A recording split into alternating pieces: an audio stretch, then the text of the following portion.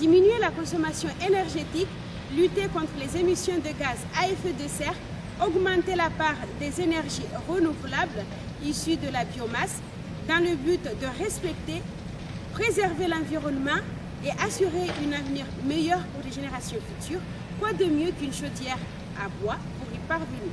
C'est le choix qu'a effectué la communauté d'agglomération du Grand Villeneuvois dans le Lot-et-Garonne lors de la création de sa nouvelle piscine communautaire en remplacement de l'ancienne qui coûtait très cher en énergie.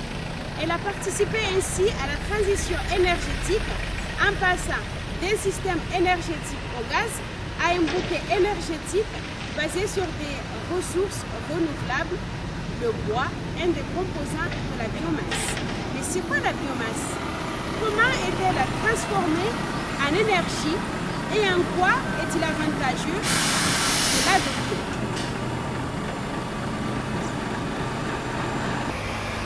La biomasse est l'ensemble de la matière organique d'origine végétale ou animale. Les principales formes de l'énergie de biomasse sont les biocarburants, le chauffage domestique alimentaire au bois et la combustion de bois et de déchets, comme vous pouvez le voir par ici, dans les centrales produisant de l'électricité, de la chaleur ou l'été. Pour comprendre, nous allons revenir à la source, c'est-à-dire au traitement de la matière première, le bois, et vers la conversion de cette matière en énergie. Nous sommes donc à Blanquefort sur Briollens, au cœur des massifs forestiers. Ici, le bois est transformé par SEM, Énergie Durable, Société d'économie mixte, présidée par M. Hubert Cavadini, vice-président de Funel Communauté. Cette société a trouvé une idée très intéressante, celle d'utiliser les ressources forestières locales afin de produire une plaquette de qualité. Donc la plateforme nous présente du bois propre de classement, non traité, non verni, exempt de tout port étranger. La plaquette est criblée et calibrée et elle est issue des scieries locales et de Dordogne pour 30%, mais aussi de rondins secs, du châtaignier, issu de peuplement de Périssa, du massif du sud de Dordogne. Donc, une fois qu'elle est prête, elle sera envoyée à la piscine de Malbank qui va prendre le relais pour le transformer en énergie. On est arrivé à la piscine Malbank et M. Brézio, directeur de cette piscine, va nous éclaircir sur le processus de la transformation du bois en énergie. Le silo à bois, en fait, on fait venir des gros semi-remorques.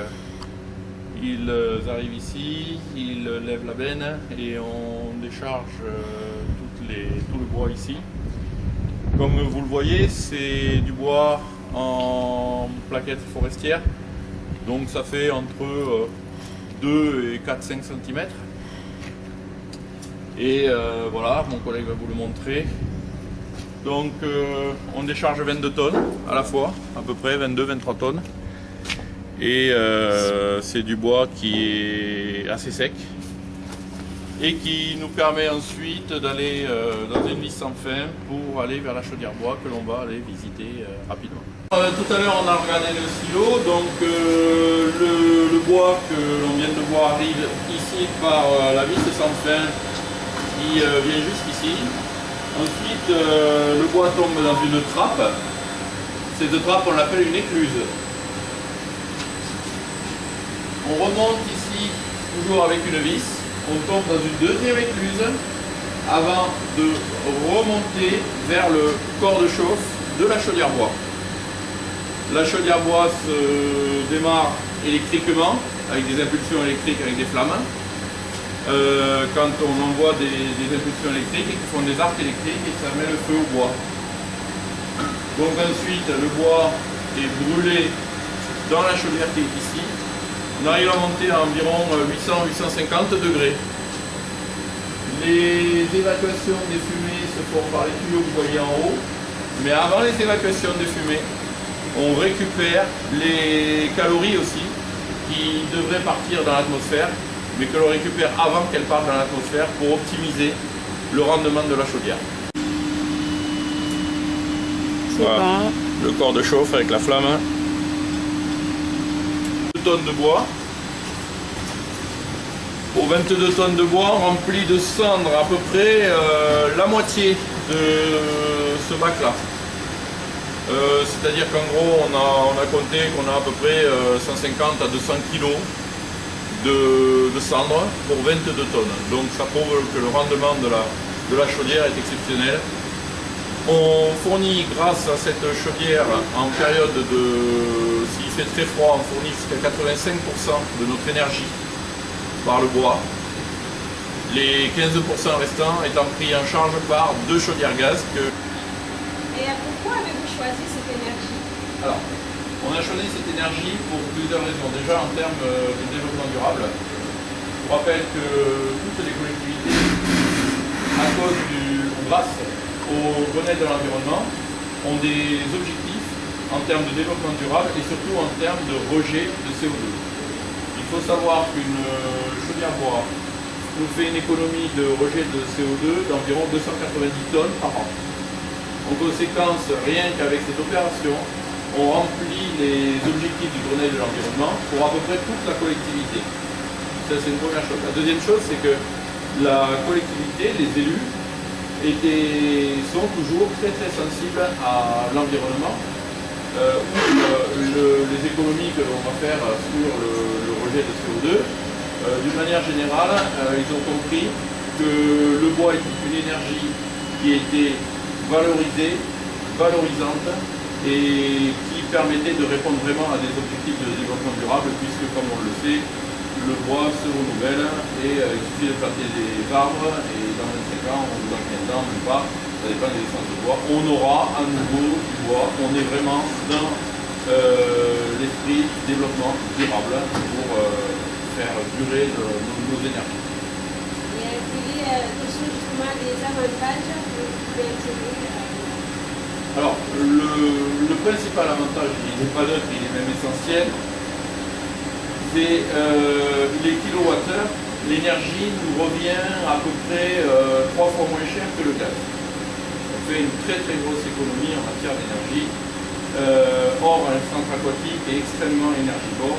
Donc en termes d'économie, on arrive ici à être, même si on est à peu près aussi énergivore que d'autres centres aquatiques modernes, et beaucoup moins énergivore que les anciens centres aquatiques, on arrive, nous, à faire quand même des économies substantielles grâce au bois.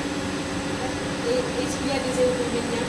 Alors, je vais revenir sur les avantages quand même en un seul point. On est en filière très courte.